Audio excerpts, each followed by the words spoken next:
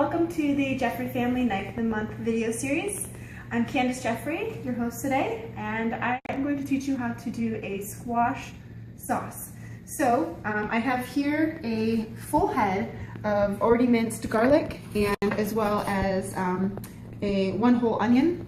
And I'm going to start off, I've already started to preheat this a little bit, so it should be a little bit warm, but it shouldn't be too hot. Probably turn that up a little bit for time's sake, perhaps. Okay, and so you put in all of your garlic. You want to first, you're basically going to be seasoning the oil. Otherwise, it's not going to have a whole lot of flavor. Make sure it's all spread out. I didn't cut my onion up too fine, just because I like a little bit of texture. It's probably the only part that's going to have much texture after we mash everything all together. So, all right, now we hear that that's going. I'll explain to you how the rest of it works. So also, I've already cut up one full, well, at least 1.5 butternut squash, and the butternut squash wasn't too large. It was maybe about 12 inches at one in length.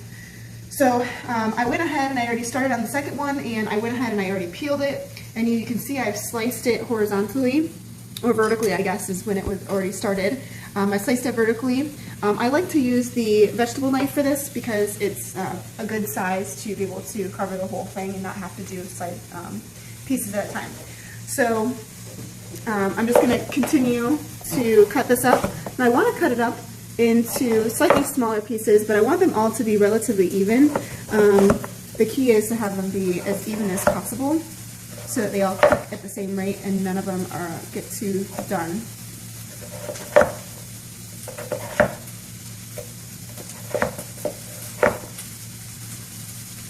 Alright, go ahead and I scoop this in my bowl. And all of the squash is about ready. So let's go and take a look at our oil over here. It's been about 5 or 6 minutes, but what you're looking for here is you're looking for the onions to be kind of clear, and you can kind of see how the garlic is a little bit browned there. And you're going to smell this great aroma that's going to be filling your house. Everyone who comes home during this time is going to notice it being very fragrant. Now time to add the squash. I'm going to do it sort of delicately so you don't get splashed. I'm going to do it little bits at a time so that I can mix it in because I want all of it to be coated. Now I used a coconut oil, but you can use any kind of olive oil that you have at home. That's perfectly fine. I just choose a slightly healthier version because it doesn't turn into,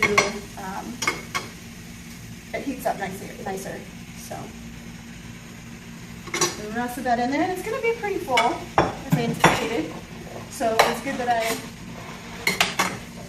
added it in incrementally. So anyways, I'm just going to mix the rest of this up, and once that's done here, then we just let it put the cover on, and we don't do it. We might peek every once in a while just to stir it around a little bit, but only once or twice for 30 minutes, and that looks about done. So I'll put the top on, and voila, we're done for another 30 minutes. Welcome back. So we've had it on low for about 30 minutes. You just want to open it up and check it until it's soft enough that you can break one of these guys in half fairly simply. And then you know that it's ready for mashing. Now there's going to be a little bit of extra water. We're going to mash that all together. That's going to make it so it's a nice sauce for us. So without any further ado, we're going to take our masher and just go around and mash it up. It's really easy to do, actually.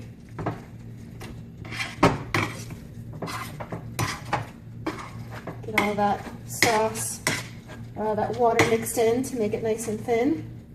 And then depending on what you prefer, you can stop here, or you can continue to mash it even more if you want.